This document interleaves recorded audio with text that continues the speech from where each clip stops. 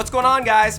Whether you're a Marvel fanatic or you're kind of tired of dudes in capes and cowls, you can't deny that season 1 of Daredevil on Netflix was a smash success.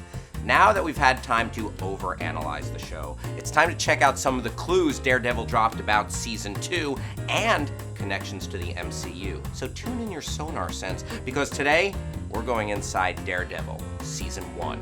To help us go super in depth, we're going to be using the NVIDIA Shield and its 4K streaming capabilities, perfect for catching all the details in your favorite Netflix shows. The Shield can deliver pictures so clear, even Matt Murdock would be impressed.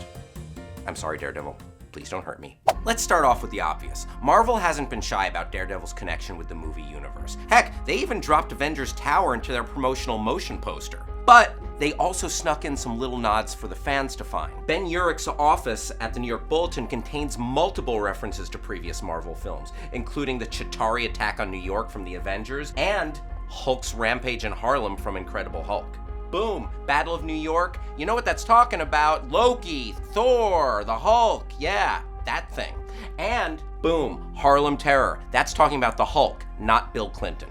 When Kingpin unleashes an all-out war on Hell's Kitchen, the first news team to the scene? WHIH, a fictional network that apparently chases superheroes, kind of like lawyers chase ambulances. Again, apologies to the law firm of Nelson and Murdoch. WHIH has been prominently featured in several Marvel projects, including coverage of the Hulk's rampage at Culver University in The Incredible Hulk. We also hear references to the Roxxon Corporation, an evil conglomerate that's been referenced in multiple Iron Man movies and in the TV show Agents of S.H.I.E.L.D. Not only does my client, Roxxon Energy Corporation, categorically deny any culpability. Speaking of Agents of S.H.I.E.L.D., Daredevil has direct connections with two characters from their Marvel TV sister show. Matt Murdock's father is killed for not throwing a boxing match against Carl the Crusher Creel. This character is also known as the Absorbing Man, and actually appeared in the rapidly mutating flesh in season 2 of Agents of S.H.I.E.L.D. Bonus fact, there's also a poster promoting a fighter named Barton, who happens to share the last name of an Avenger who you might say has a Hawk's eye. Hawkeye. Talking about Hawkeye.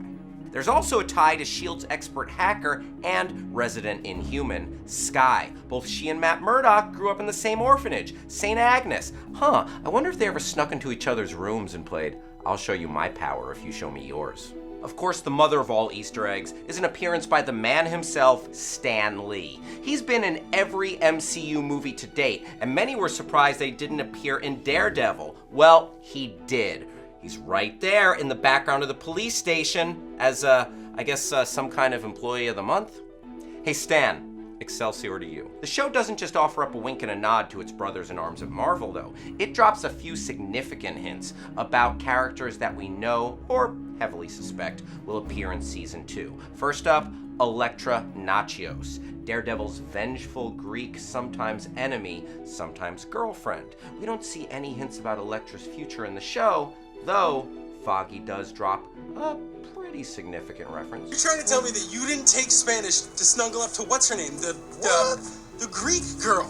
Or maybe he's just talking about some random failed relationship with an attractive Greek mystery woman. Also hinted at is one of Daredevil's greatest enemies, the ruthless assassin Bullseye. When Wilson Fisk needs someone to frame Daredevil for killing a cop, he enlists this faceless sharpshooter whose bag bears one of Bullseye's trademarks, the Ace of Spades. Or again, that could be just some random expert marksman who works for the Kingpin and is fond of that particular playing card. Probably a big blackjack player, maybe a Texas Hold'em guy.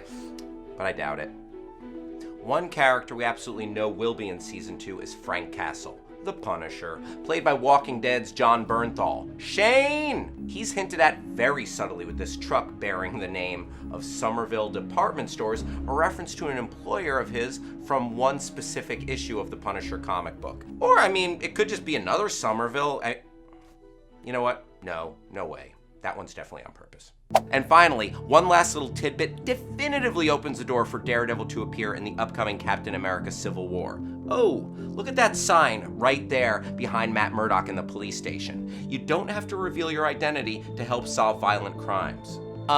That's exactly the plot of the comic book storyline. Superheroes revealing their secret identities to quell public unrest about superhero violence. And guess who shows up fighting alongside Captain America? Daredevil.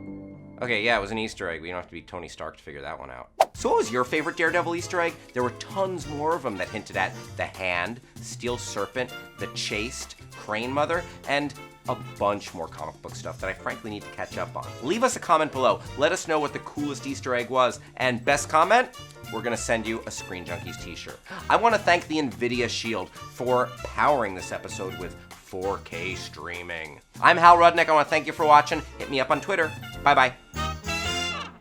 How close are we to the government actually militarizing Raptors? Well, I would say we're very far, given that we don't have Raptors yet. We don't have Raptors, so completely implausibly far?